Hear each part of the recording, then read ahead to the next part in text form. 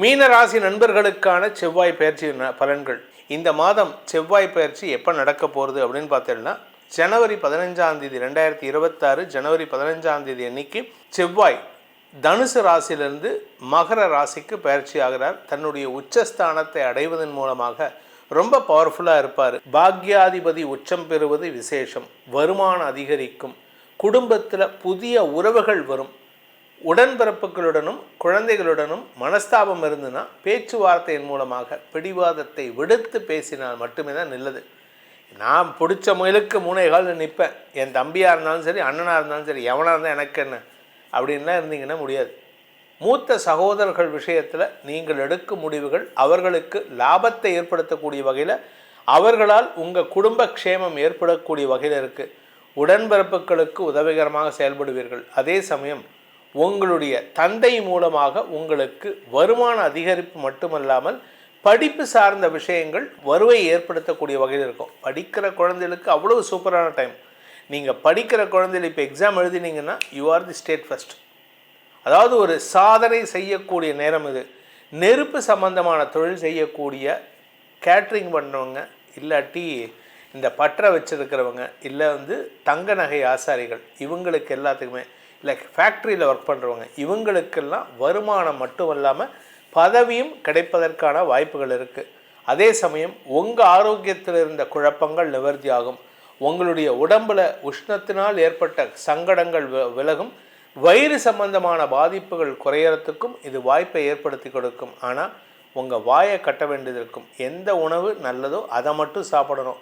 இஷ்டத்துக்கு என் கைக்கு கிடைக்கிறலாம் திம்பேன் அப்படின்னா அது உங்களுக்கு உடம்பில் சங்கடத்தை ஏற்படுத்தும். மருத்துவ ரீதியான சங்கடத்தை ஏற்படுத்தும். கடன் சார்ந்த விஷயங்களில் ஏற்பட்ட அவமானங்கள் விலகும். உங்களை பற்றி அவமானமாக பேசின, உங்களை பற்றி அசிங்கமாக பேசினவங்கள்லாம் தங்களுடைய தவறை திருத்திக் கொள்வதற்கான வாய்ப்பை கொடுத்து அவர்களையும் அரவணைத்து செல்லக்கூடிய ஆற்றல் ஏற்படும்.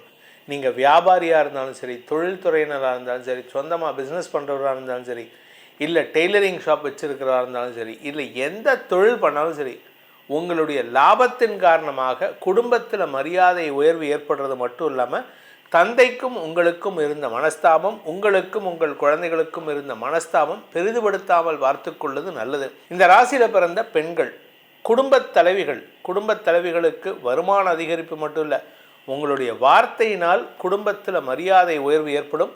உங்கள் வார்த்தைக்கு உங்கள் கூட பிறந்தவங்க மட்டும் இல்லை, உங்கள் வாழ்க்கை துணையின் கூட பிறந்தவங்க மட்டும் இல்லை, உங்களுடைய வாழ்க்கை துணையின் பெற்றோரும் உங்களுக்கு சாதகமாக செயல்படுவார்கள். அதனால் உங்களுக்கு இருந்து வந்த அவமரியாதை விலகுவதற்கான சூழ்நிலை ஏற்படும்.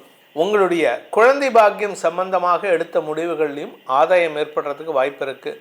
மருத்துவ ரீதியாக குழந்தை பாக்கியத்துக்காக முயற்சித்து ஏமாந்து போனவர்களுக்கு இப்பொழுது நற்செய்திகள் வருகின்ற சிறப்பான மாதம். லாபஸ்தானத்தில் செவ்வாய் வரார். அதனால் அபரிமிதமான லாபத்தை பெறக்கூடிய யோகம் ஏற்படும். பெரிய மனிதர்களின் தொடர்பு ஏற்படுறதுக்கு வாய்ப்பு இருக்குது. உங்களுடைய முன்னோர்கள் செய்த புண்ணியத்தை பெறக்கூடிய யோகம் ஏற்படுகின்ற ஒரு சிறப்பான மாதமாக இந்த ஒரு 37 நாள் இருக்கக்கூடிய வகையில் இருக்குது. ஸோ செவ்வாய் பயிற்சிங்கிறது மீனராசிக்கு ஒரு பெரிய வளர்ச்சியையும் வருமானத்தையும் குடும்ப க்ஷேமத்தையும் தரக்கூடிய வகையில் இருக்குது. இதில் நல்ல விஷயம் இதை சொன்னேன். கெட்ட விஷயம்னா உங்கள் வார்த்தைகள் தான். நான் எல்லா இடத்துலையுமே வார்த்தையை மட்டும் தான் சொல்லுவேன். ஏன் அப்படின்னா பிரச்சனைக்கு காரணமே வார்த்தை தானே. நீங்கள் 7.5 சனி ஆகட்டும், இல்லை அஷ்டம குருவாகட்டும், எதுவாக இருந்தாலும் சரிங்க, 2ஆம் இடம், இந்த 2ஆம் இடம் வலுவாக இருந்தால், நல்ல விதமாக இருந்தால் உங்களுக்கு பிரச்சனையே இருக்காது. 2ஆம் இடத்திற்கு குரு பார்வை இருந்தால் நீங்கள் நல்லதை மட்டுமே சொல்லுவீங்க. 2ஆம் இடத்துக்கு செவ்வாய் பார்வை இருந்தால் நீங்கள் ஒரு ஃபைட்டர் காக், அதாவது சண்டை போடுறதுக்குன்னு இருப்பீங்க. யாருக்கிட்ட எதை பேசினாலும் நீ இது இப்படி சொல்லிட்டியா, நீ இப்படி பேசிட்டியா, சண்டை போடுறதுக்கு தயாராக இருப்பீங்க. சண்டை போடுவதை தவிர்ப்பது நல்லது. சண்டை போடுறதை குறைச்சிக்கிட்டிங்கன்னா உங்களுக்கு மரியாதை மட்டும் இல்லாமல் பதவியும் செல்வாக்கும் தேடி வரும்.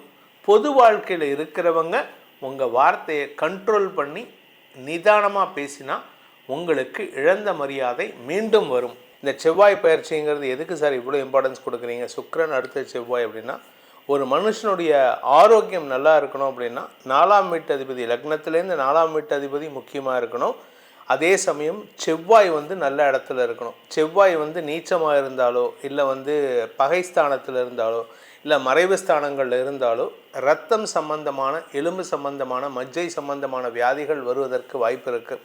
ஸோ இதெல்லாம் வந்து வியாதி, கடன், தொழில் இதெல்லாம் ஒழுங்காக இருக்கணும் அப்படின்னா இந்த செவ்வாய் வந்து நல்ல இடத்துல இருக்கணும். அப்பேற்பட்ட பவர்ஃபுல்லான கிரகம் இந்த செவ்வாய்.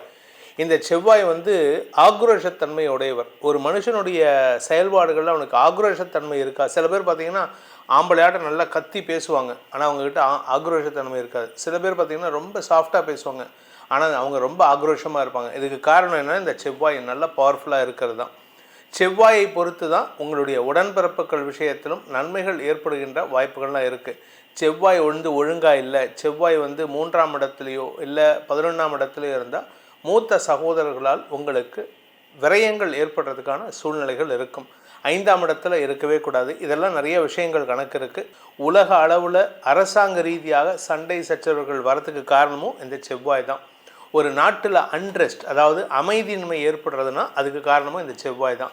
ஸோ அந்த அப்பேற்பட்ட செவ்வாய் உச்ச பலத்தை அடைகிறார். இத்தனை நாளாக தனுசு ராசியில் இருந்த வரைக்கும் சனியின் பார்வையில் இருந்தார். சனி பார்வை செவ்வாய்க்கு இருந்ததுன்னா சற்று மனஸ்தாபங்கள் இருக்கும், சண்டை சச்சரவுகள் இருக்கும்.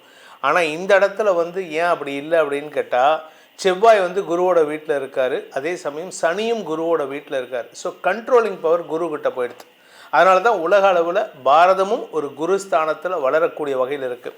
இந்த செவ்வாய் பயிற்சி தனிப்பட்ட ஜாதகத்துக்கு எப்படிப்பட்ட பலன்கள் தரப்போகிறது அப்படின்னு தெரிஞ்சுக்கிட்டிங்கன்னா உங்களுக்கு பிரச்சனை, court case, police station case, அடிதடி சண்டை, வாக்குவாதம், அக்கம் பக்கத்தினருடன் மனஸ்தாபம் இதெல்லாம் இல்லாமல் பார்த்துக்கிறதுக்கு உதவிகரமாக இருக்கும்.